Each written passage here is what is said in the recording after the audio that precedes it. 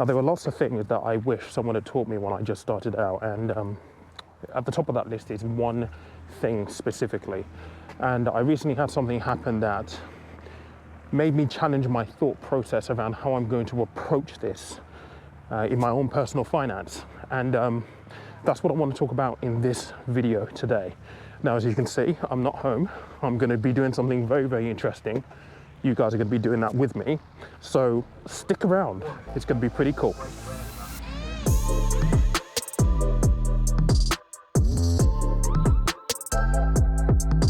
Listen, we do need to have a serious conversation about debt, and we need to talk about car finance specifically. And I know you may be thinking, how is this one tip going to mean that I'm going to be successful in life and just with your finances in general? And hear me out, I'll give you all of the reasons that I think why you should be paying attention to this in this video.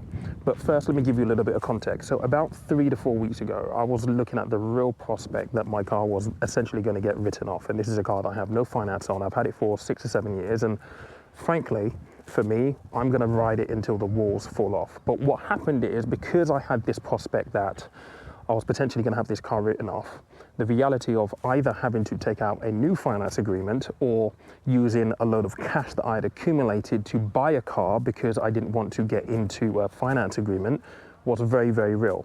And it really made me start to think about car finance in the UK.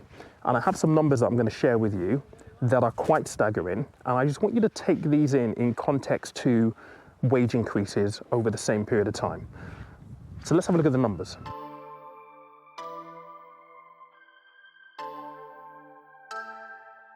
Now, you tell me in the comments whether you feel this number is surprising or whether you thought, okay, this is cool or not. Okay, bearing in mind that car finance and cars generally are bad assets. They're depreciating assets. Car finance is bad debt. We'll talk a little bit more about that later on. So, according to data, we in the UK spend £20 billion a year financing new cars. We spend £22 billion a year financing used cars. And if you look at data between 2009 and 2022, the average amount that we borrow to purchase a new car has gone up from £11,964 to £25,039. When you look at that same number for used cars, you're looking at the amount increasing to, well, from 8,444 all the way up to 15,771.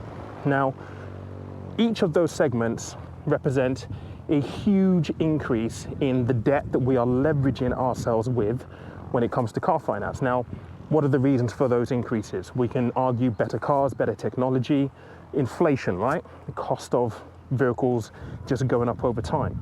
But interestingly, this is the worrying bit for me, all right? Check this out. Between 2009 and 2022, what we have found is that wages have only gone up by 33%, which means that we are spending more money financing cars, but our wages have only increased by a minimal amount each year. Now, in the context of the cost of living crisis, this becomes a problem in more ways than one.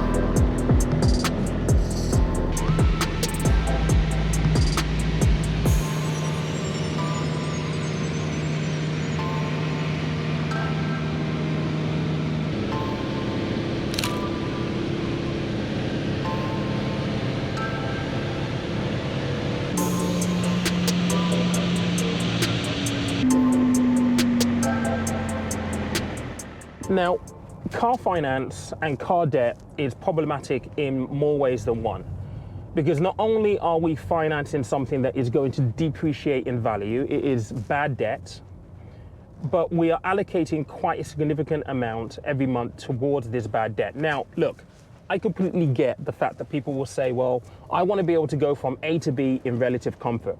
And it will be hypocritical for me to say that I don't understand that sentiment when I'm sat in a Mercedes as a courtesy car, and my day-to-day driver is a Tesla Model S. But I think it's really important for us to kind of be aware of cash allocation and putting money towards things like cars, taking out debt for things like cars in relation to how much we can afford to do so every single month.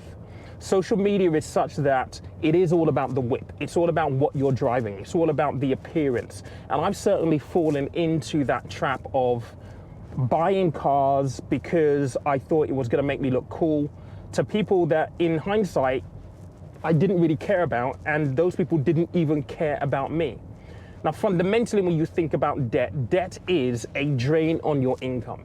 Debt will rob you of future prospects. That is just the reality of debt and how debt works. And this is particularly true if you're taking up bad debt in things like car finance. Now, let's talk about good debt. Good debt is mortgages, business loans, those kind of things. Debt that is used to acquire an asset that is either going to increase your income or is going to be an appreciating asset of some kind.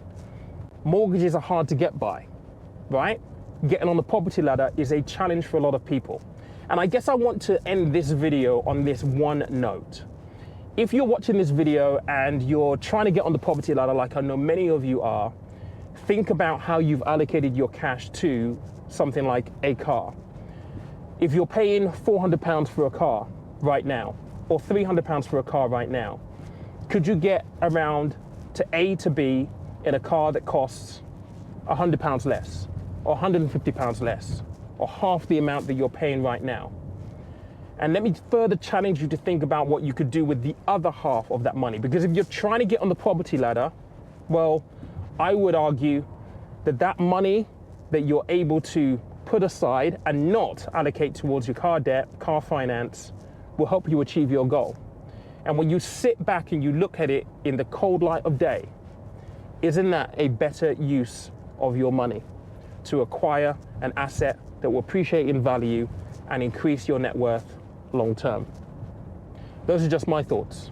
Tell me what you think in the comments.